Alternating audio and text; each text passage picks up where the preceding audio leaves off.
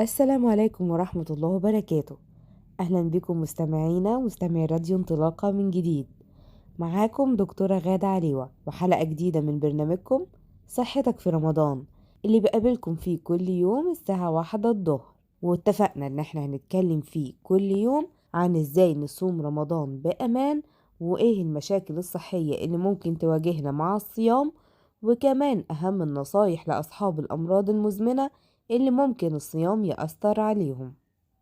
النهاردة واللي تالت حلقة بنكمل كلامنا عن مريض السكر، يمكن لأن مرض السكر من أكتر الأمراض خطورة وأكتر الأمراض انتشارا في مصر، فحبيت إن أنا أستوفي الكلام عنه كاملا، وخاصة بعد ما جاني سؤال بعد الحلقة اللي فاتت عن غيبوبة السكر.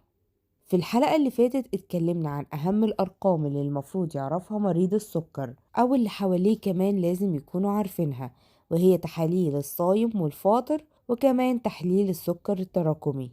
وعرفنا كمان ايه اللي ممكن يأثر على تحليل السكر وايه السبب اللي يخلي النتائج تطلع غلط. وكمان قلنا عن غيبوبة السكر وايه التصرف اللي يحصل لو لقيت مريض سكر جاله غيبوبة فجأة. النهاردة هنكمل كلامنا وهنتكلم عن الأعراض السابقة لغيبوبة السكر. ايه اللي ممكن يقول لنا ان احنا داخلين على غيبوبة او ان في خطر دلوقتي، وازاي نتصرف مع الخطر ده عشان نلحق المريض. هنطلع فاصل قصير وارجع على طول نكمل كلامنا. ما تنسوش انكم تقدروا تبعتولي اي استفسار او اي سؤال في كومنتات على صفحة راديو انطلاقة.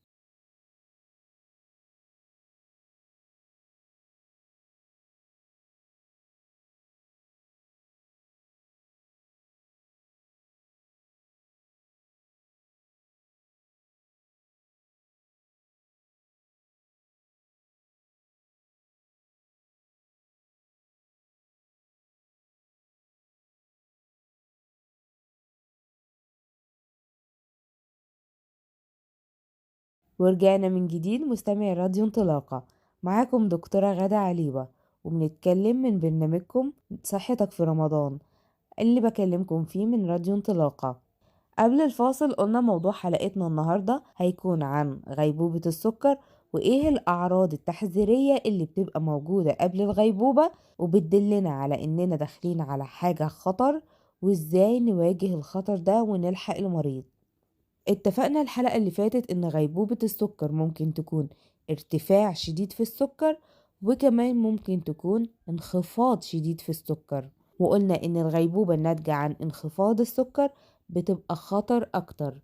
وخطر أكتر ليه؟ لأن السكر اللي هو الجلوكوز ما بيكونش واصل للمخ، وبالتالي خلايا المخ مش لاقية سكر علشان تشتغل، والمخ هو اللي بيتحكم في الجسم كله، فأي ضرر في المخ هيأثر على وظائف وأعضاء الجسم كله. ففي الغالب أي ضرر في المخ ما بيتعوضش.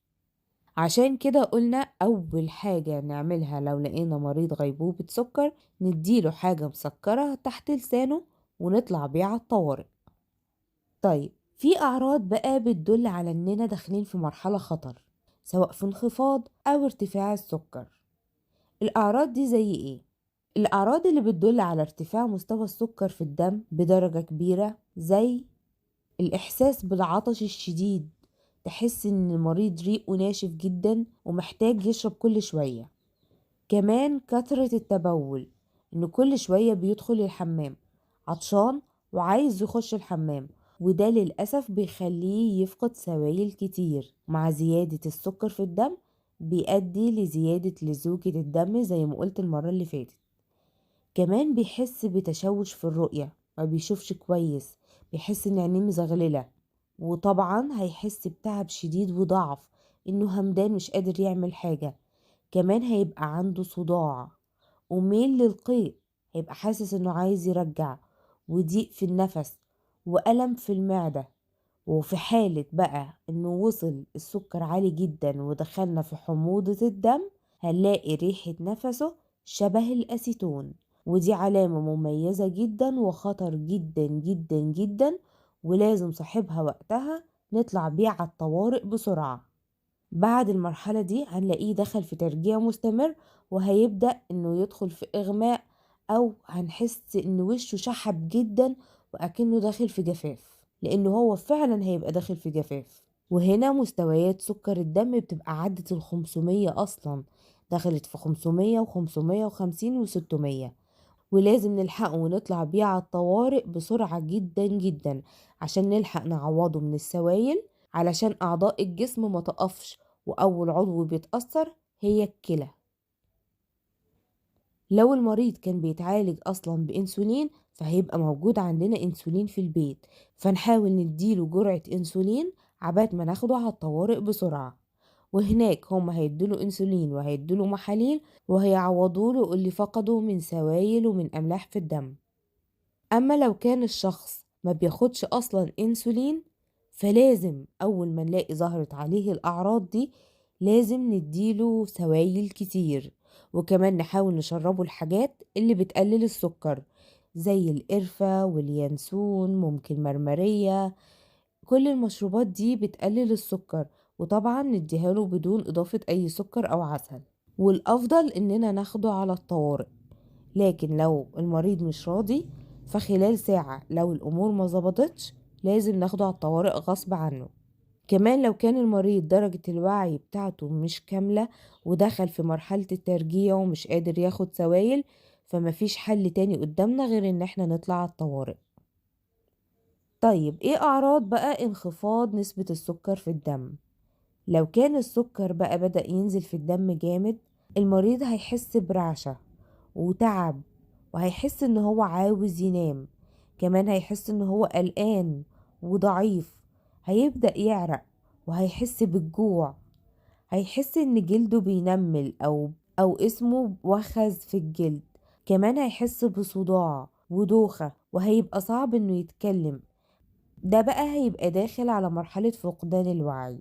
على طول بعد ما يحصله الأعراض دي هتلاقيه بدأ يدخل في فقدان وعي، وفي الحالة دي لازم نديله سكر بقدر الإمكان، نديله حبيبات سكر تحت لسانه، نديله شوكولاتة أو كراميلا، يشرب مية بسكر، ودي أسرع حاجة ممكن تزود السكر. وبعدها بساعة نقيس السكر، وبعدها بساعتين نرجع نقيس السكر. أموره ظبطت والحمد لله تمام، ما ظبطتش ناخده على المستشفى ويعلقوله محلول جلوكوز. عايزة أقول لكم إن حموضة الدم أو غيبوبة السكر أوقات بتحصل لناس وهم أصلا مش عارفين إن عندهم مرض السكر، فده شيء طبيعي لأنه هو مش عارف إن عنده السكر، واللي حواليه مش ملاحظين أي أعراض سكر عنده للأسف. إنما لو مريض سكر وتجيله غيبوبة سكر، ده بيدل على حاجة واحدة، وهو الإهمال. الإهمال من المريض نفسه ومن اللي حواليه. المريض نفسه مش مظبط أكله، ما بياخدش علاجه كويس، ما بيعملش أي رياضة حتى لو المشي، كمان ما بيتابعش قياس السكر بتاعه بانتظام. وهنا لازم نأكد على ضرورة إن مريض السكر ما يعيش لوحده، لازم يبقى حواليه ناس بتهتم بيه وتعتني بيه ويعرفوا مرضه كويس ولازم يتابعوه، لأن في الغالب مريض السكر بيبقى زهق من كتر المتابعة وكل ايه وما تاكلش ايه، فلازم اللي حواليه يعتنوا بيه ويشجعوه ويخلوا بالهم منه ويتابعوا قياس السكر بتاعه بانتظام، عشان نتجنب مضاعفات مرض السكر الكتير اللي بتأثر على كل أجهزة الجسم والجلد والأوعية الدموية والعين والكلى، وكمان ممكن تدخلنا في مراحل خطر زي اللي قلنا عليها دلوقتي، أو تؤدي لغيبوبة سكر. خلوا بالكم من نفسكم وخلوا بالكم من حبايبكم، وربنا يعافي مرضانا جميعا. وبكده نكون وصلنا لنهاية حلقتنا النهاردة. كان معاكم دكتورة غادة عليوة من برنامجكم صحتك في رمضان، اللي بكلمكم فيه من راديو انطلاقة كل يوم الساعة 1 الظهر، والإعادة الساعة 3 الفجر. دمتم بخير وصحة. مع السلامة.